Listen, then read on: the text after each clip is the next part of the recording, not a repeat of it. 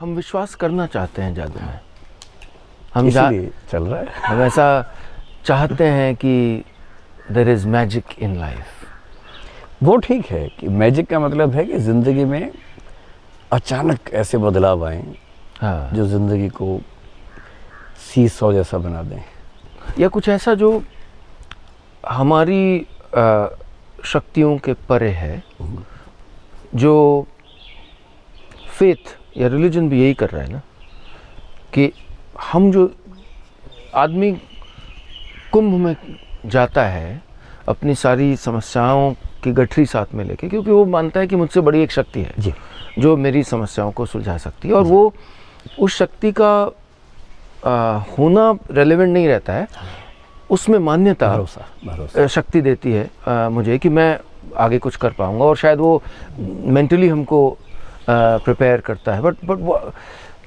आपने क्योंकि और जो चीज़ें बताई, द ह्यूमन माइंड, जिसको आप मतलब अभी भी बहुत सी चीज़ें हैं जो हम ह्यूमन माइंड के बारे में नहीं समझ पाए हैं। फिर इससे दो बातें हैं जी। एक तो ये कि लोग क्यों ऐसा चाहते हैं कि कोई ऐसी शक्ति हो। देखिए, जादू धर्म इंसान के अलावा किसी स्पीशीज़ में नहीं है। Right. We are the only species having such beliefs. जी। इसके कारण ये है कि एक तो हमारा कॉग्निटिव डेवलपमेंट, हमारा बौद्धिक विकास इतना हो गया है कि हम सोच पाते हैं कि कारण होना चाहिए हर चीज़ के पीछे।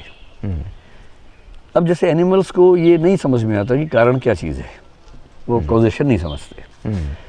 अब एक हमारे घर में छोटा सा कुत्ता है, मान लीजिए बिल्ली है, कोई है, वो चीज़ों को रोमांच के रूप में देख रहा है।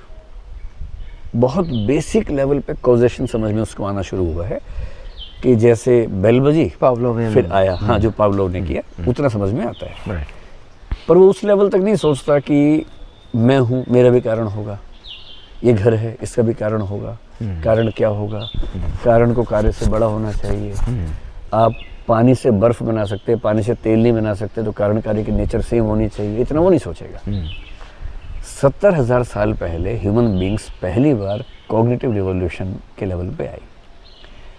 ये पृथ्वी 1400 करोड़ साल पुरानी है लगभग, बिग बैंग अगर बेस मान लें। 1400 करोड़ साल में से 1399 करोड़ 99 लाख 30,000 साल जिसमें किसी भी स्पीशीज के पास बुद्धि नहीं है। 70,000 साल पहले मनुष्य के हमारे जो पूर्वज थे, उसमें भी कई तरह के पूर्वज थे, उनको बुद्धि आनी शुरू हुई, जिसको होमो सेपियंस कह देते हैं। सेपियंस किताब में इस पर बड़ा अच्छा उन्होंने जिक्र किया है। अब धीरे धीरे करीब 10,000 साल पहले हमारी जब कृषि क्रांति हुई, उसके बाद से चीज़ें चेंज होनी शुरू हुई। ले दे के सारा धर्म, सारा विज्ञान, सारा दर्शन, इसका इतिहास बहुत पीछे भी जाएं तो मैक्सिमम 4-5 हज़ार साल का है। हम कहते हैं कि वेद 5,000 साल पुराने हैं, तो वो ओल्डेस्ट रचनाएं हम मानते संसार की हैं जी। उसके पीछे तो कुछ नहीं है जी। अब ये 5,000 साल का जो कॉग्निटिव डेवलपमेंट हम लोगों का है, मनुष्यों का है, हम लोगों ने इतना दिमाग हासिल कर लिया कि हमें लगता है हर चीज़ का कारण है और दुनिया का भी कारण होना चाहिए। वो क्या है नहीं पता, किसी को नहीं पता। पर नहीं पता तो हमने कहा कुछ तो होगा ही, उसका नाम रख दिया भगवान, उसका नाम ईश्वर रख दिया, और सभी धर्मों ने अपने अपने व्याख्या उसकी कर दी। वो सारी व्याख्याएं उनके हिसाब से सब्जेक्टिव व्याख्या हैं, कोई ऑब्जेक्टिव ट्रुथ उसमें है नहीं। फिर हमें रहस्यात्मक अनुभव भी होता है। कई लोगों को आपने देखा होगा कि वो पागलों की तरह हरकत करते हैं, किसी के अंदर किसी की आत्मा चढ़ जाती है, ऐसा भी देखते हैं, भूत प्रेत महसूस होता है, पैरानॉर्मल। जी। पैरानॉर्मल जिसको हम कहते हैं। और जब तक हमें कुछ आइडिया था नहीं, तब तक हम ये मान के चल रहे थे कि आत्मा निकल के किसी और शरीर में चली गई, क्योंकि मनुष्य भी क्या करे बेचारा, अपनी रीजनिंग से जो सोच पा रहा है सोच रहा है। मुश्किल से पिछले 30-40 साल में न्यूरो साइंस इस लेवल पे आई है कि हम ब्रेन को, उसके पार्ट्स को स्टडी कर पा रहे हैं। जो EEG टेक्नोलॉजी है, इलेक्ट्रोएन्सेफेलोग्राफ, वो ऐसी टेक्नोलॉजी है कि हम बहुत सारे इलेक्ट्रोड्स यूज़ करते हैं और हम समझ पाते हैं कि हमारे ब्रेन के कौन से पार्ट में कौन सी एक्टिविटी हो रही है, जो करंट है वो कहाँ से निकला, कहाँ ट्रेवल कर रहा है न्यूरॉन्स की मदद से।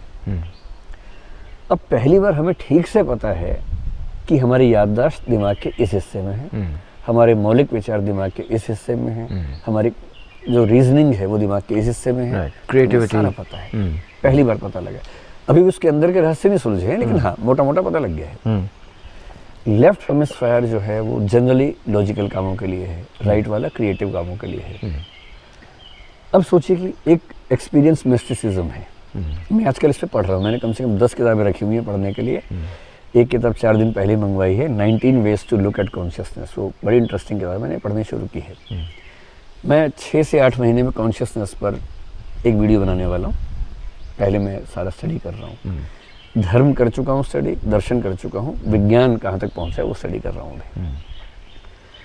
अब एक एक्सपीरियंस ये होता है कि जब हमें लगता है कि हम और ईश्वर एक हो गए हैं पूरी तरह से, इसको मिस्टिकल एक्सपीरियंस कहते हैं दर्शन में। ये एक्सपीरियंस सबको हुआ, महात्मा बुद्ध को हुआ, महावीर जी को हुआ, कबीर दास ने इतना लिखा है इस एक्सपीरियंस के बारे में, रहीम ने लिखा है, गुरु नानक ने लिखा है, सब ने लिखा है। हम कैसे मान लें कि वो गलत कह रहे थे, सही कह रहे होंगे। लेकिन अब साइंस में कुछ लोग क्या बता रहे हैं, न्यूरो साइंस में, कि कुछ ऐसी सिचुएशंस हमारे ब्रेन में होती हैं जब लेफ्ट और राइट हेमिस्फीयर का कनेक्शन आपस में एस्टेब्लिश हो जाता है, और उस समय के एक्सपीरियंसेस दुनिया के सामान्य एक्सपीरियंसेस से एकदम अलग हो जाते हैं। और क्योंकि वो एक्सपीरियंस इतना नया है, इनएक्सप्लिकेबल है, इनडिस्क्राइबेबल है, तो हमें अंत में लगता है ये सीधे ईश्वर का साक्षात्कार है। तो जो मेरी समझ इस मामले में है, मैं तो एग्नोस्टिक व्यक्ति हूँ। एग्नोस्टिक का मतलब है कि मुझे पता नहीं ईश्वर है या नहीं। पता लगेगा तो अच्छा लगेगा, नहीं पता लगेगा तो कोई बात नहीं, उसके बिना हमारा काम चल रहा है। तो अथीस्ट भी हाँ। पहले मैं अथीस्ट था। अथीस्ट होना मेरे ख्याल से थोड़ा बचपना है, ये कहना कि भगवान नहीं है, उतना ही बचपना है जितना ये कहना कि भगवान है। क्योंकि आपको ना ये पता है ना वो पता है, आपको सिर्फ ये पता है कि आपको कुछ नहीं पता है।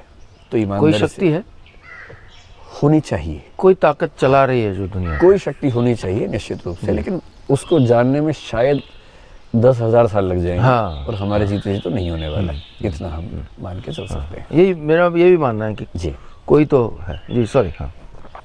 तो अब क्या है कि क्योंकि अंतिम रहस्य हम नहीं जानते, वहाँ तक पहुँचने के रास्ते क्या हैं।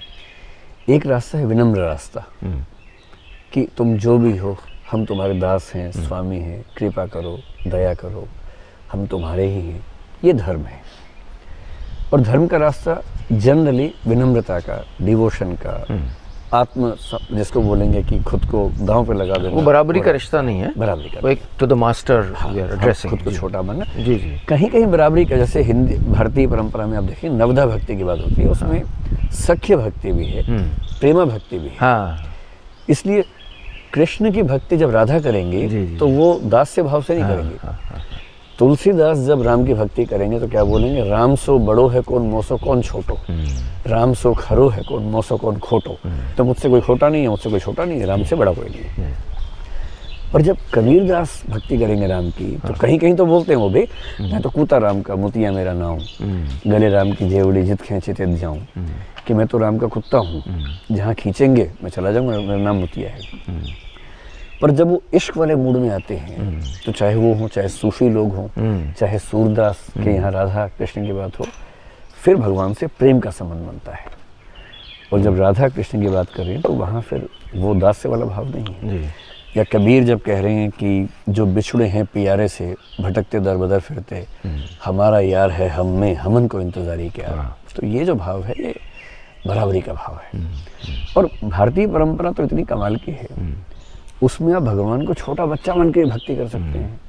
जब यशोदा प्यार कर रही है कृष्ण को, या यशोदा वाले भाव से जन्माष्टमी के दिन जो महिलाएं अपने बच्चे को कृष्ण बनाती हैं छोटा सा, वो बाल भक्ति है, ईश्वर के बच्चे वाले रूप की भक्ति है। अयोध्या के मंदिर में जो भगवान राम की मूर्ति है वो बाल रूप वाली मूर्ति है। तो ये तो वैरायटी ऑफ डिवोशन हमारे यहाँ हिंदू धर्म में बहुत ज़्यादा है, जो आमतौर पर बाकी परंपराओं में उतनी ज़्यादा मात्रा में नहीं दिखता। और ये मैं इसलिए नहीं कह रहा कि मैं हिंदू हूँ जन्म से, इसलिए कह रहा हूँ कि धर्म का दर्शन मैंने सारे धर्मों को रिलेटिवली स्टडी किया है, कंपैरेटिवली। तो रहस्यों की दुनिया को भक्ति भाव से टच करना धर्म है, रहस्यों की दुनिया को दिमाग से टच करना दर्शन है। अब लॉजिक तलाश रहे हर चीज़ में। उसी रहस्य के उत्तर की तलाश एम्पायरिकल बेसिस पे करना विज्ञान है, कि हम विज्ञान से सच ढूंढ निकालेंगे। और उस शक्ति को अपने सामने झुकाने की कोशिश करना जादू है, कि मैं तो कंट्रोल करूँगा तो आप जादू कर रहे हैं, मैं झुक जाऊँगा तो आप धार्मिक हो गए, मैं जिज्ञासु हूँ तो आप दार्शनिक हो गए, और मैं रिसर्च करके ऑब्जर्व करके निष्कर्ष निकालूंगा तो आप साइंटिस्ट हो गए।